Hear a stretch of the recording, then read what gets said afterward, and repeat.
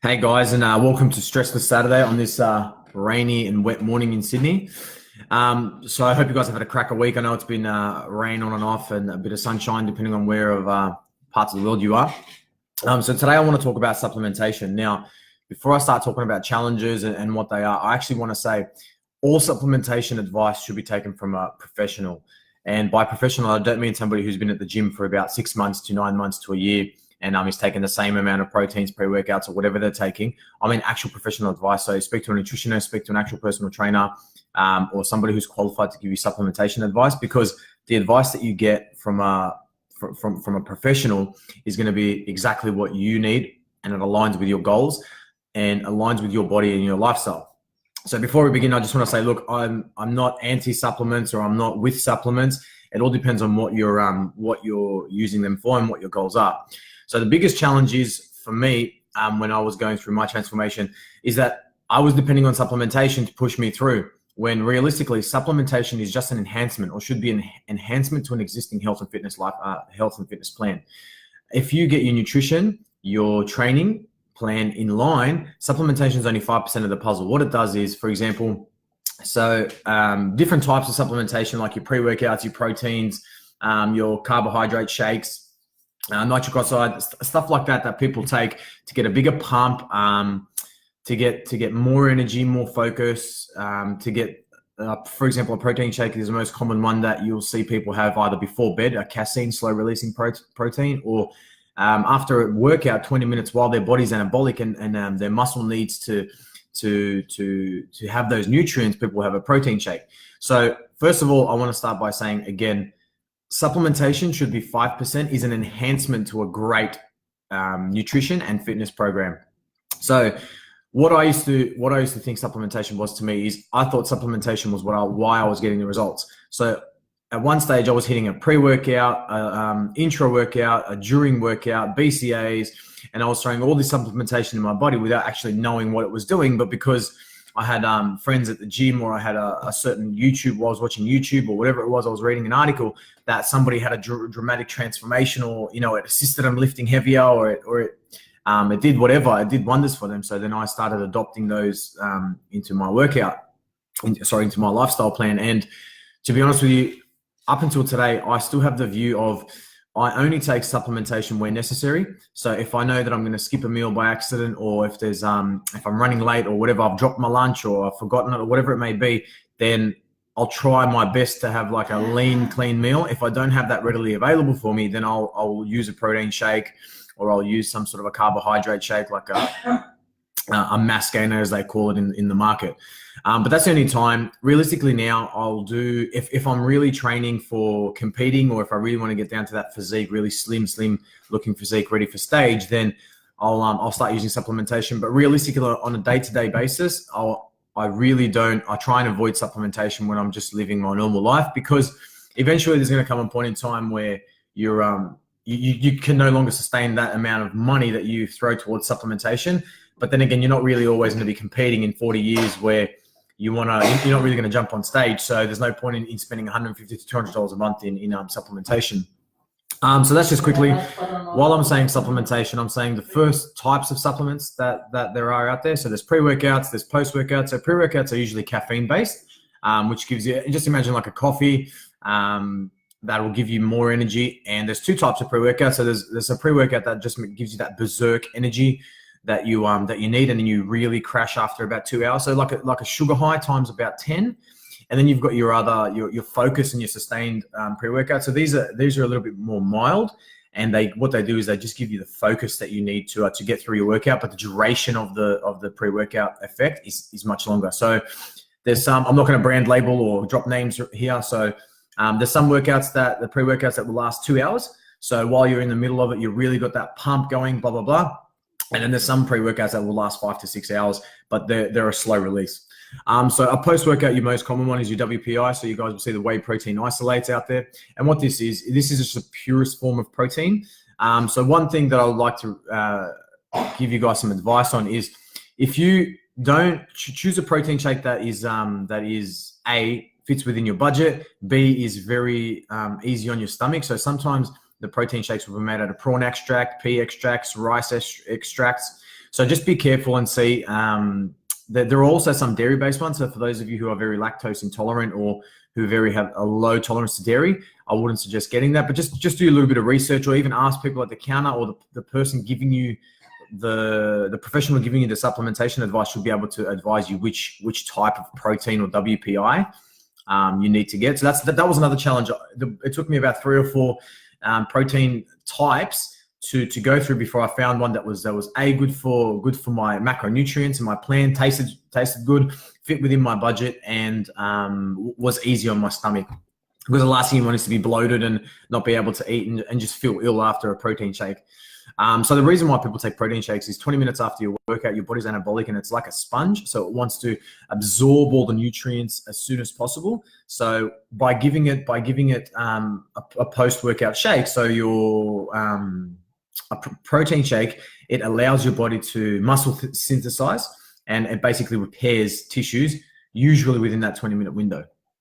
So another type of post-workout shake is like a mass gainer. So what a mass gainer is just a really, really high volume amount of carbohydrates in a shake. So if you imagine a protein shake will have anywhere between 25 to 27 grams of protein per shake, a mass gainer will have about 30 grams to 40 grams of protein and about 80 grams of carbohydrates. So if you just imagine blending oats at a very, very fine powdery form, and then just adding probably about, 80 to 90 grams of oats into your protein shake, that's exactly what a mass gainer is. It basically just gives you an instant hit of carbohydrates in its purest forms. So other types of, one of the most contradictive and one of the most, I call it man-made, marketing-made supplement is a fat loss pill. So as you can imagine, we've all done some research, tried a couple. If we haven't, I don't know how many fat loss pills I tried initially when I started working out, because I thought, you know what, my nutrition, this fat loss pill, I think there was at one stage I was doing like a fat loss tea, and it just wasn't working for me because I didn't have the fundamentals in place. And it was just quite frustrating because these fat loss pills aren't cheap.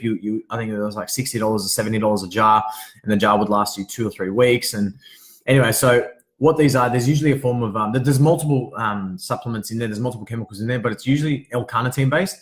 And it's basically what they give dogs to shred the body fat hence the name. So I don't know too much about the L-carnitine, the scientific way it's made, but yeah, that's basically what they're on. And there's some fat loss pills that heat up the thermogenic, so they heat up your body, and they basically so you start breaking out into sweats, and therefore giving you that weight loss. Realistically, it's just a little bit of water. But again, guys, it's the fundamental nutrition and the fitness and the mindset that you need to put into place first before enhancing that with supplementation. So any fat loss pill that you take, regardless if you've got poor nutrition, it's not going to balance your nutrition out and give you great results if you don't have the fundamentals in place.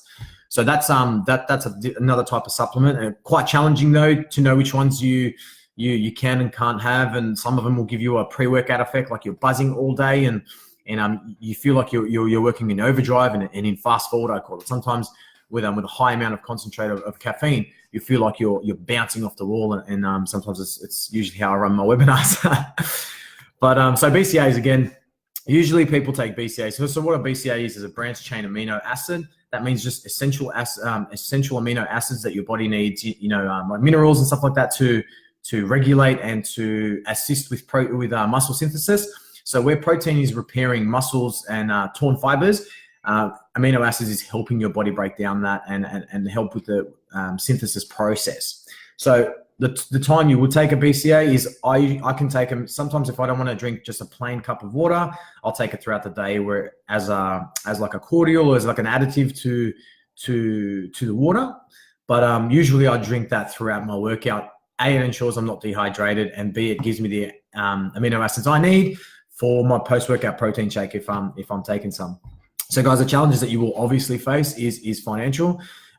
It can start getting a bit ridiculous when you start buying proteins, especially the natural ones. So the natural proteins, I mean, there's no pros and cons for me. If I feel as though a certain brand or a certain type of protein is giving me grief on my stomach, is giving me bloating, it's just not sitting well with me, obviously I'm going to go try a different brand.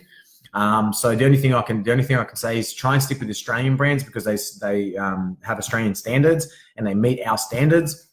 So that's probably the only thing I can say. I know there's big names out there and there's big companies that do a lot of protein. So just make sure that's one within budget. Give yourself a budget as well. So it can get really expensive. There was one stage where I was doing about, I think it was about $400 to $420 a month. But that was just like pre-workout, intra-workouts, post-workouts, casein shakes. It was just everything. But that was when I was for prepping myself to compete. You find out real quickly. That's one biggest challenge with me, was just finding the budget. But somehow you manage to sacrifice other things to see if this supplementation works, when realistically, it was majority of it was the nutrition and the fitness plan that I had in place that was giving me the results. Excuse me. So yeah, that's my view on supplements. I just want to summarize by saying, I really want to tell you guys that it's an enhancement to an existing framework. So the framework, it consists of your nutrition, your fitness, and your mindset. Once you have that down pat, you will notice differences with the supplements. But I plan on using as minimal as I can. So where I don't need a pre-workout, excuse me, I won't have one. Where I can and have food available, I'd rather go to food before I go to a protein shake. So even sometimes after my workouts, if I'm really just going to get home in about 10 or 15 minutes, I won't have a protein shake. I'll just go straight into dinner, or I'll go straight into lunch or breakfast, whatever it may be at that point in the day. So yeah, guys, that's just my view on supplements. I mean, look, the best thing I can give you guys is seek professional advice. Bro advice does not count. Somebody who's telling you to take XYZ subs and may not work for your body. And the last thing you want to do is put yourself backwards towards your goal, and be 2-3 months behind and be out of pocket a certain amount of money. So again, I apologize for these long one, but it's a very important topic. I just want people to understand that supplements are enhancement. They're not going to drive your results or get you the goals, get you the results that you want if the rest of the framework or the fundamentals aren't in place. So without taking up more of your wet Saturday morning, I hope you guys enjoyed that today's topic. Check out the website. I've also got some new ab workout packages, and I'm gonna have a bicep workout hopefully by middle of next week. So I hope you guys have a great weekend, and I'll catch you guys on Wednesday for Ask Dan. See ya.